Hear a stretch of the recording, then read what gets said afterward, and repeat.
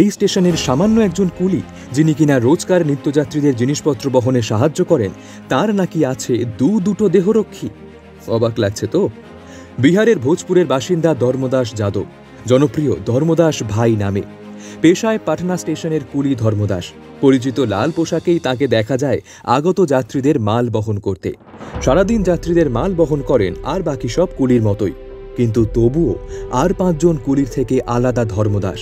তার সঙ্গে সর্বদা থাকে 2 জন পুলিশ। কিন্তু কেন? 2013 সালের 13ই অক্টোবর পাটনা জংশন স্টেশনের শৌচালয় সিরিয়াল বোমা বিস্ফোরণের সাক্ষী একমাত্র ধর্মদাস। টানা বিস্ফোরণের জেরে তখন স্টেশনে হাজির সকলে দিশেহারা। সেই সময় সাহসী ধর্মদাস বিস্ফোরণের শব্দ আঁচ করে সোজা চলে গিয়েছিলেন স্টেশনের শৌচালয়। ধরে ফেলেছিলেন সেখানে লুকিয়ে থাকা আততায়ী ইমতিয়াজ আনসারিকে। তখন সে পালানোর চেষ্টা করায় তাকে পুলিশের হাতে তুলে দেয় ধর্মদাস। ইমতিয়াজের ধরা পড়ার পরই বিপাকে পড়ল আততায়ীরা।